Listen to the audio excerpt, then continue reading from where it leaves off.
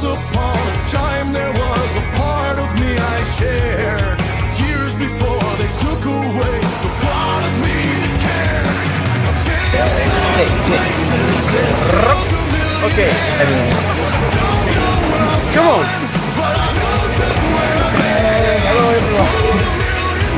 Hello everyone. If you're into this personal development.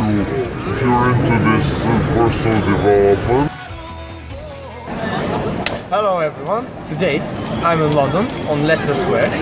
What I want to talk to you about is self-awareness. It is one of the topics that I wanted to discuss with including identity, environment and all the others one.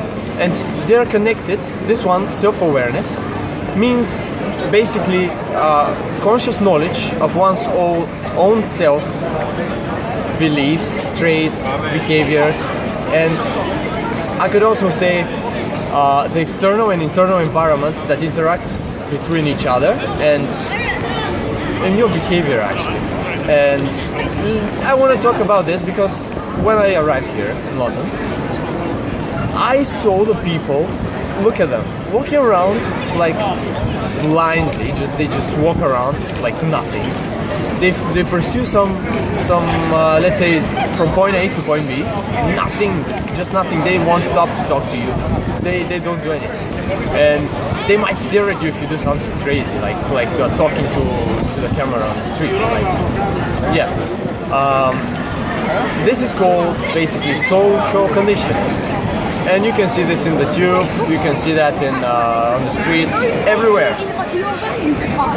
Social conditioning, this is the thing that stifles you, that makes you self-conscious of what you do when you are surrounded by other people, and that you have to conform to some social let's say orders in order to not be judged, not be kicked out of the tribe. And basically scientists and psychologists most of the times they talk about two types of self-awareness. The one is public and private self-awareness.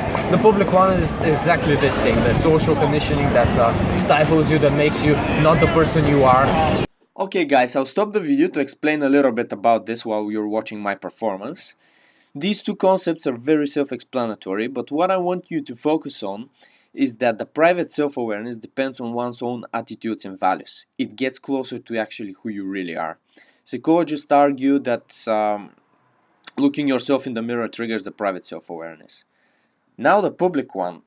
This is what I emphasize in the video, how people follow certain invisible order, get into lower state of consciousness and resist from acting in a way which might be considered as not normal or inappropriate, which you might think while watching this video right now. This is why I talk so much about the social conditioning, or we might call it the social matrix. We've been reprogrammed to behave that way around others since we're born. And learning to deal with the feelings that arise while being out of this matrix was part of what I did in London. So how to develop self-awareness? This is one of the hardest things because its root is identity. So first you have to know who you are, what your boundaries are, what you value, and all this stuff. And then you have to build the social awareness and self-awareness, right? So what I would suggest to you is learn about social conditioning and try to think out of the matrix of the social, let's say the social matrix. And the other thing is more focused on the private self-awareness, and it is mindfulness. You should be more mindful, even being out, being at your home. You should be more mindful to know what your behavior is when you walk around, when you do stuff. You should know, and you should be aware what you do, not just doing it blindly and mindlessly. So that's for it. That's for now. The next video is going to be in Bulgaria, and we'll cover one of the other 5 topics. And the following one will be in Stockholm, which will be for environmental change, how environment influences you. So that's it for now.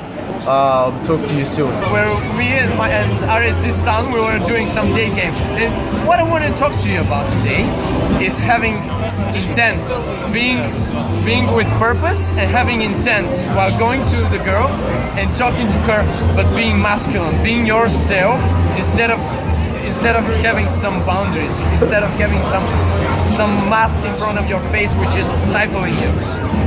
And go grind. I'll see you next time.